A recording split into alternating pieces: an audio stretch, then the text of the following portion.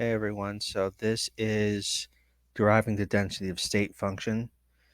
It gives us, well, it wants us to use the equation for energy for a three-dimensional box, which is derived in an earlier problem.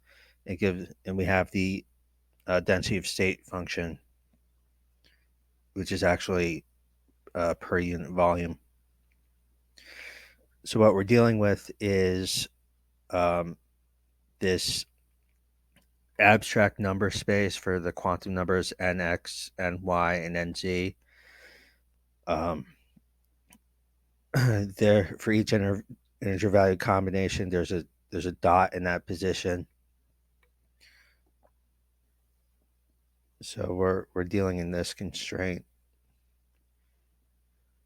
So those numbers are all positive, um, except possibly for 0. So I'll just put that in there.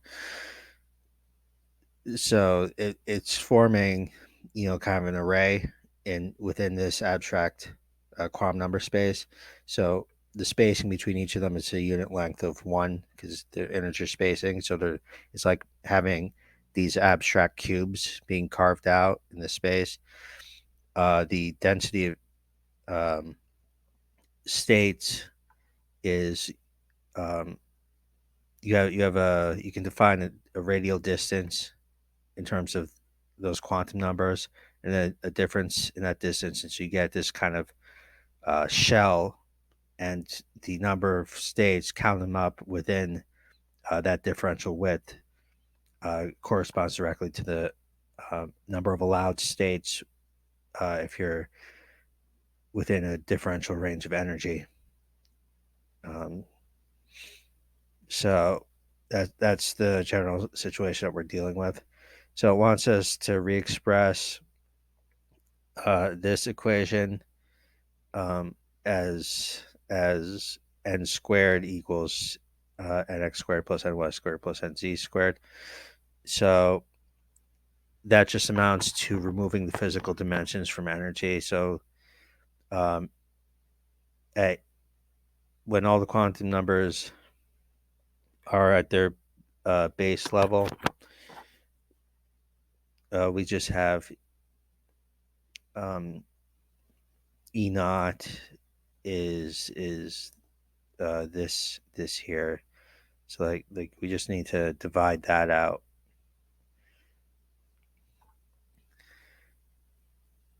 Hmm. So we need um,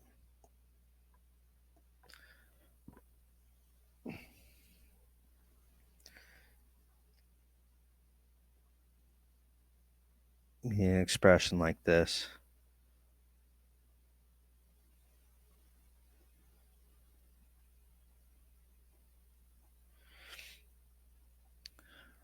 Hmm.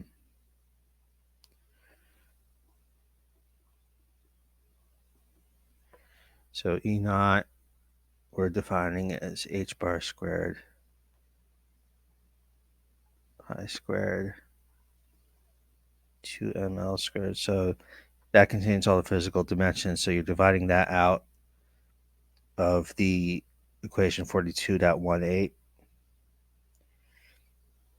So this is um, just equation 42.18 with that divided out of it. So that means n is equal to E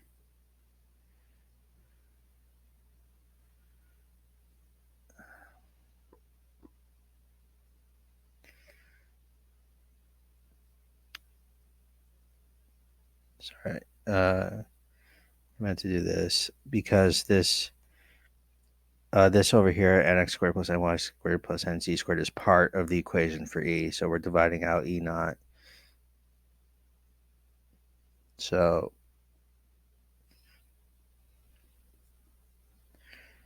that's what we're dealing with. That's what n equals, because we need to find n for the next step. So um, you can see that's true by definition, because you're just taking this equation and dividing out the part that I have the red arrow pointing to, and it only leaves the part I have the green arrow pointing to. So then, next part, we're showing that the number of allowed states within some differential range of energy is equal to this relationship of the number of uh,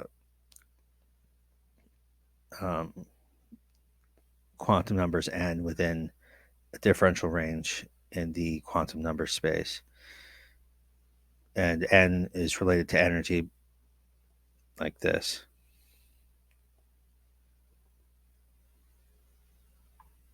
So we have number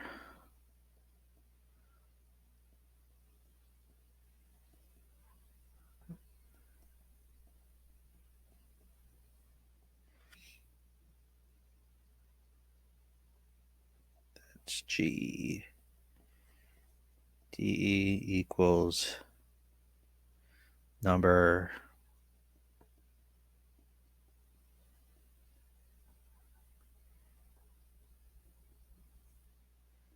quantum number space.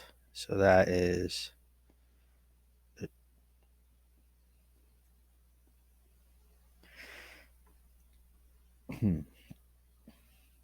so we're finding the number within a shell like that. So it's we want to leave this dn term on the side. So this term here is really going to be a surface area times dn. So what we're dealing here is this is like a spherical shell, but the problem is we're restricted to only positive numbers. So see if I can illustrate this a little bit.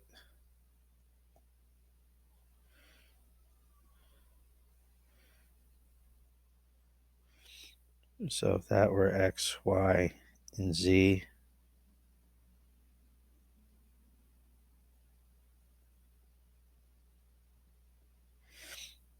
these greens are the negative directions.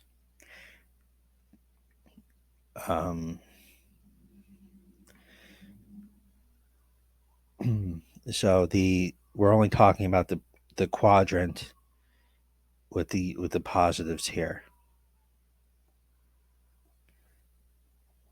We're dealing in this part. So this part, this part, this part, and then so that's on the top level. Then the entire level underneath it is not either. So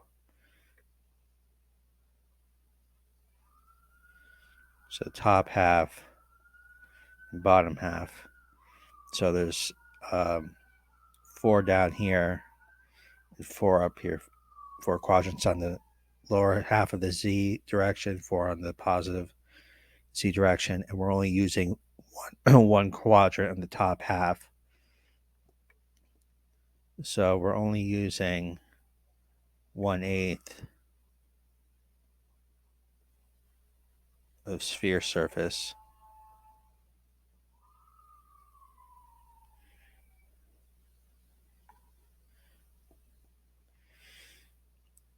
So that means that this becomes 1/8 times the surface of the sphere. This is, remember, radius.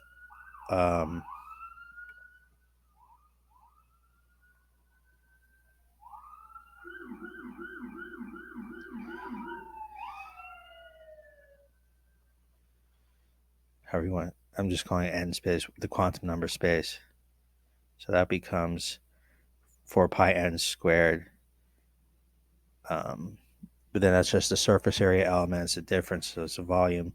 So that's what you get, and we're leaving it in this form.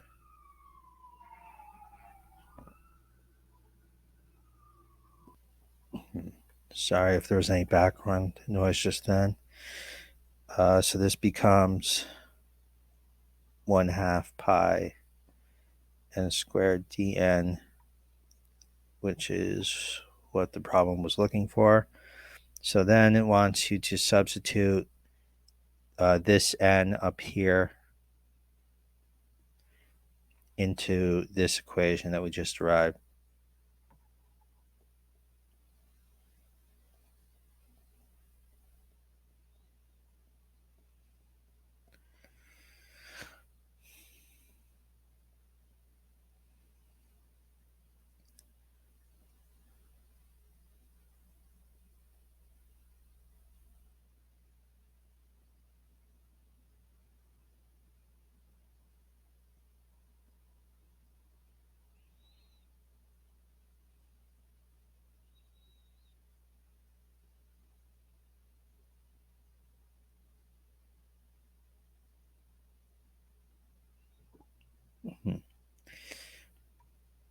So that becomes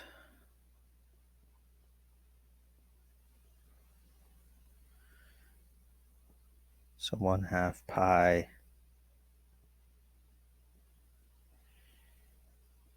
e divided by e naught, and then this differential here,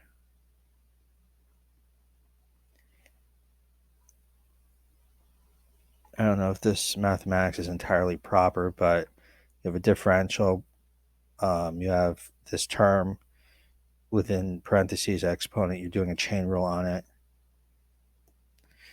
So that becomes times, so you're bringing the 1/2 power down. The original term stays like this. You get minus 1/2 up here. Then you're multiplying by the derivative of the inside. And E naught is a constant, but E is variable. So we bring the constant out.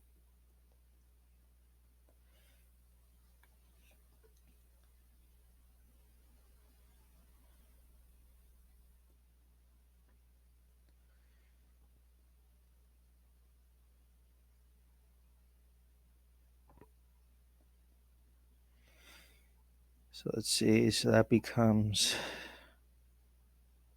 pi over 4, then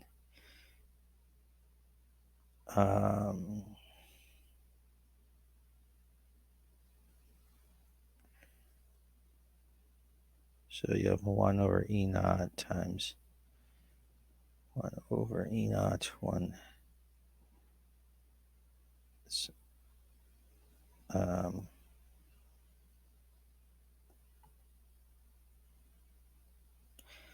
So E naught minus 1/2 there times over E naught, and then that is times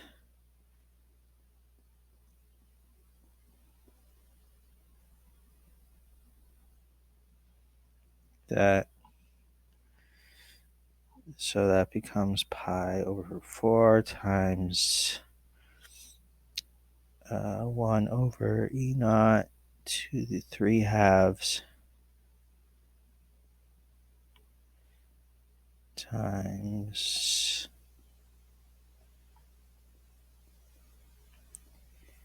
e to the 1/2 dE. So we know E naught up here, it's defined as this. So that's where all the weird, nasty constants come from.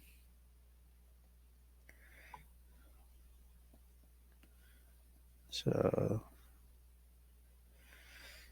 let's see. So that becomes 2 3/2 times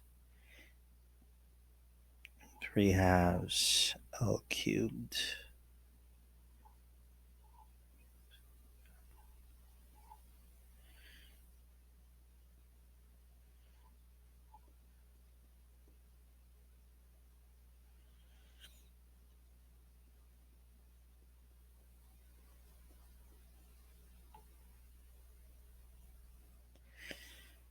So that is equivalently expressed as, so you can pull the 2 out, so you get square root of 2 over 2. And this M is the electron mass. I'm not going to try to write a subscript on it.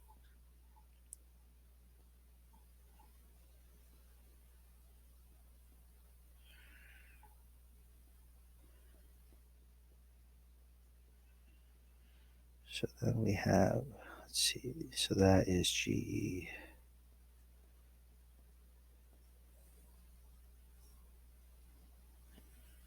So that's the form of the equation that the problem's looking for. So then,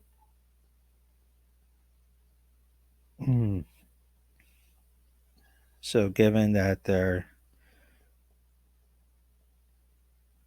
are two spins allowed per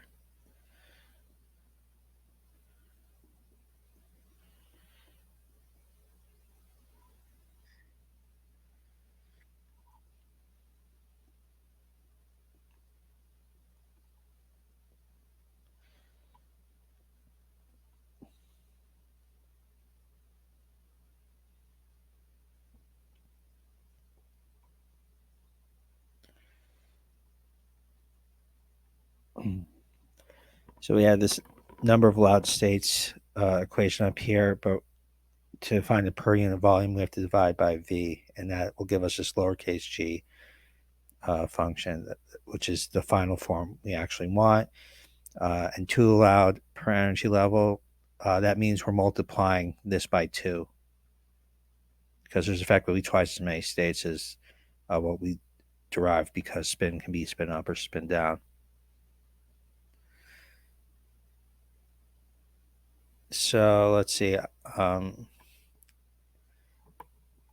So equation 42.9, notice that it isn't in terms of h bar, it's terms of h. So we have to do that conversion first.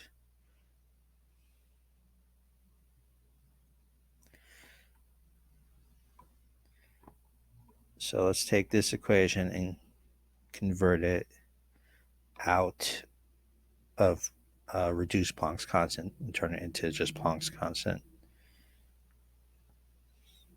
So h bar cubed is h cubed 2 pi cubed.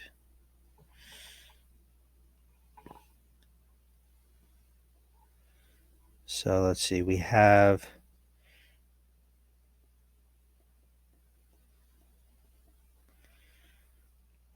so that's the equation we have right here.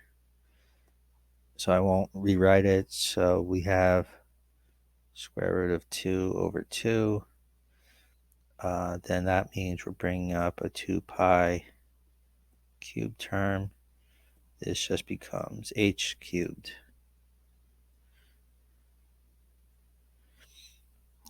Then we have our m 3 halves L cubed pi squared 1 half D. So that is square root of 2 over 2 times 8 pi cubed over pi squared.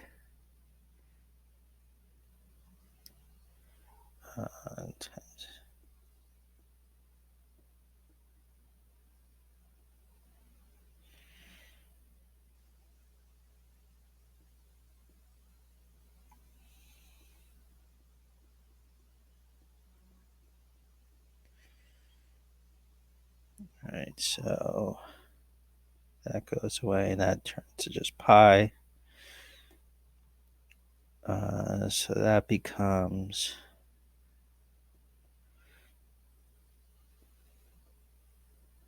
so I'm going to leave it in that form. You'll see why I did that in a second.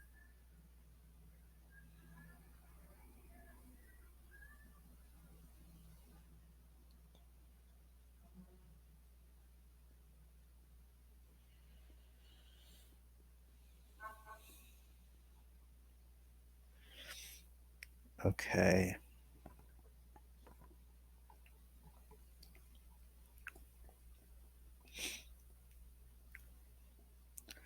So if there are 2 spins per E,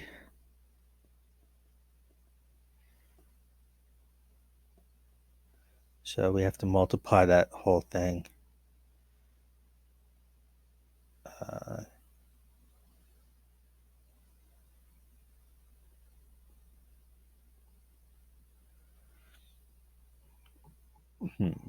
so what we're really dealing in is this.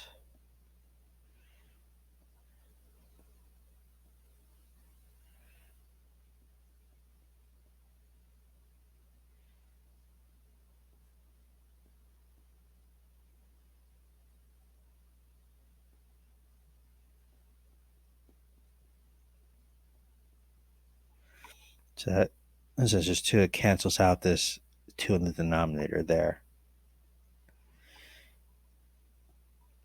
So lastly, since GE is equal to G divided by V,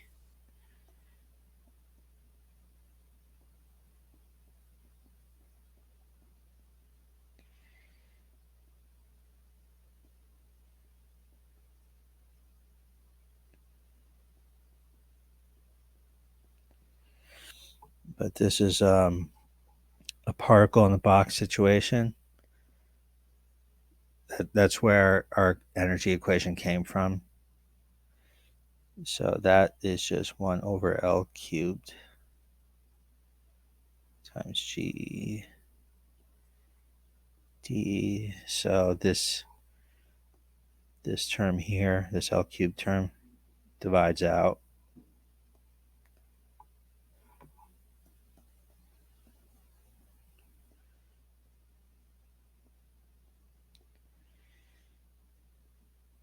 So that's just 8 over square root times square root of 2, mass of the electron to the 3 halves.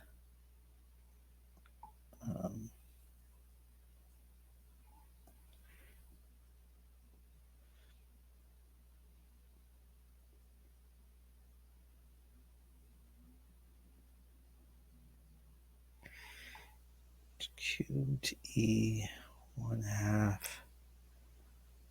D. And that is the form the problem wanted it in. So that's the full derivation.